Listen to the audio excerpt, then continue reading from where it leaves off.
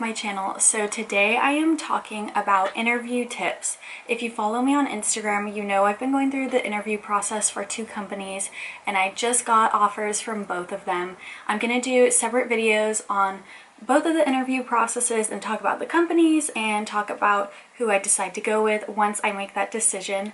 But I've been getting a lot of requests to talk about how I prepared for the interviews and any tips and tricks and advice.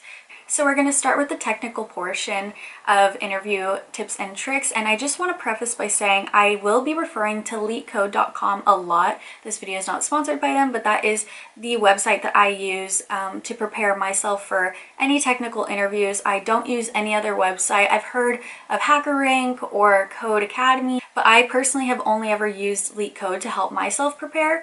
I really stand by it. I think it's a great website, and so that's what I'm going to be referring to in most of my tips. I just want to talk about the types of questions that you are going to get asked. Keep in mind that every single student at every single college in the world has to take a data structures class, an introductory course, and an algorithms course.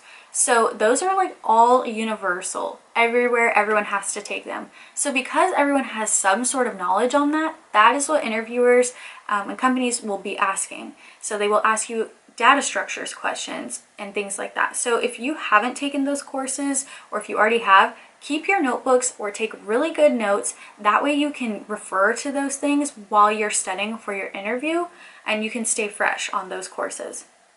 So my first tip is to figure out the level of difficulty that you should be practicing in terms of coding questions. So you can ask your recruiter, or you can ask a current employee, former employee, anybody who's interviewed with them before. I personally went to the Facebook Grace Hopper group chat and I just said, hey, has anybody interviewed with this company? If so, shoot me a DM. And then once we spoke, I would be like, hey, what level of difficulty should I expect? And when I say level of difficulty, I'm kind of referring to Leetcode.com. They have their coding questions filtered through easy, medium, and hard. The reason why you want to figure out what level of difficulty you should be practicing is because you don't want to be underprepared, and then you don't want to be over-prepared in the sense that you're practicing really hard problems and then you get an easy question and maybe your brain just goes blank because you've been so focused on harder things and you might forget the basics. So it's really important that you are searching around and trying to get the most information possible about what you should be studying, because there are so many different questions that a company can ask. There are thousands and thousands of questions on Leetcode, so refining your study material is going to be very helpful for your interview. So my second tip is, when you are using Leetcode to prepare and you have a coding question in front of you, get pen and paper, read through the prompt and read it out loud, and then say all of the assumptions or questions that you have, just like you would in an interview. So if it's something about an array, you could say, well, will this be a dynamic array or a static array? And you can write these things out as you go, and then really just start to format your thoughts onto paper. And then once you have a good grasp of what you think you're going to do, start translating that into code. And 9 out of 10 times you're going to be coding and then you're going to be like, wait, this kind of doesn't make sense. And then you can go back to your pen and paper and keep trying again. And make sure to be practicing vocalizing your thoughts. I think that is a huge thing that people forget to practice, because when you're in an interview, if you can't solve the problem, the interviewer is going to be pleased if you are working through it and if they can tell that you are going through the process and that you understand the problem, but maybe you just can't get to the solution. So practice vocalizing it, because I've definitely been in interviews where I think I'm talking out loud, but I'm just talking in my head and I'm just going through it. And then I'm like, oh my gosh, I haven't spoke once out loud, and they don't know why I'm not typing anything right now because I'm just stuck. So make sure to practice being vocal. So to go along with the second tip is to try your hardest to do the full problem on your own until you absolutely cannot think of any other solution. And then go to the discussion portion. There's a discussion tab where people will post their solutions in different languages with different runtime complexity. Before looking at those or looking at the solution tab, if you have the premium account, try your hardest to solve it on your own. Because when you're in an interview, you're not going to be able to know the result at the very end. and you're not going to be able to refer to the result to help you do your own code. So my biggest piece of advice is just to try and get as far as you can and then compare what you have with what others have posted and what is successful, and then use that to learn and go over the problem again and actually go through their work and understand why every single line is working and what it does. Don't just read through it and be like, okay, that works, got it. Understand why each for loop, why each while loop does what it does, and how your code maybe was similar or how it differed.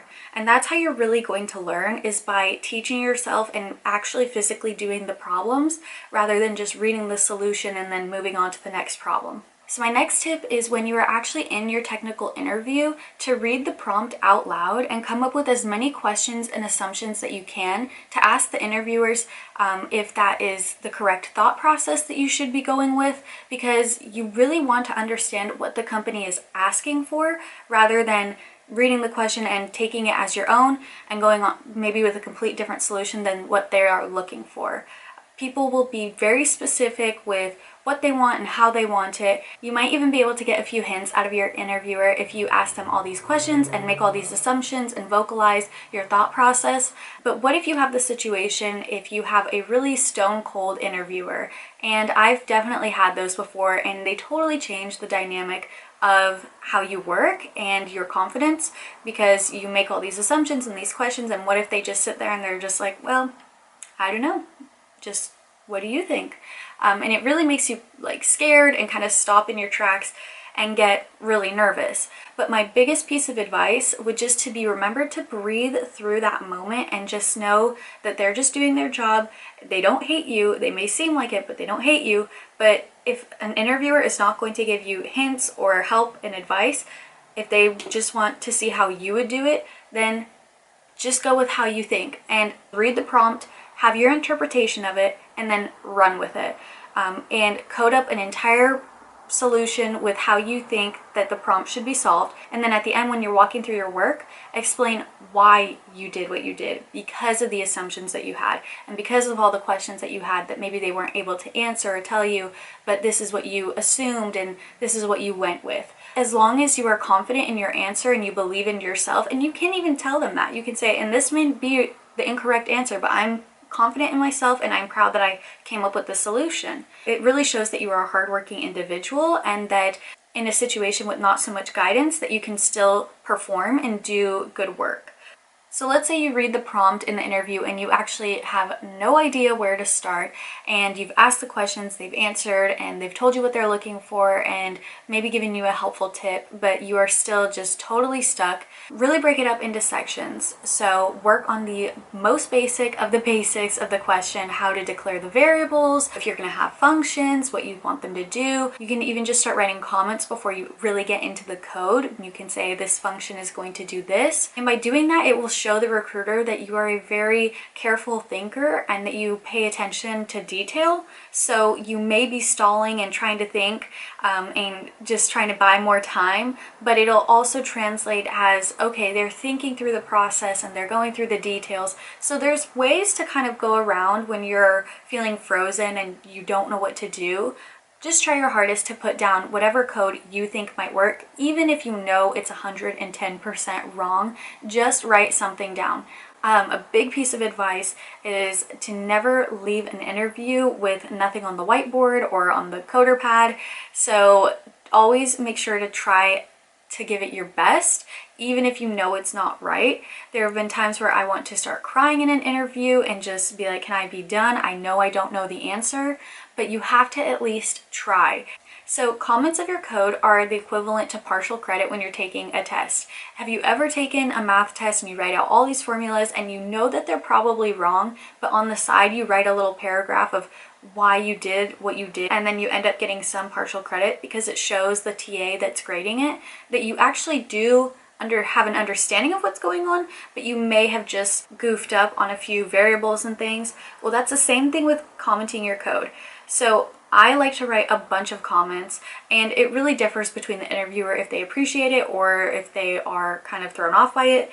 But to me, commenting my code shows them that I can explain each step, and if it is wrong, at least I'm trying and I'm explaining my detailed thoughts so that if I were to pass my code to someone else and if they were like, wow, this is really wrong, but I can see what you were thinking and how you got this way. So definitely comment your code and just give it your best. Super big tip.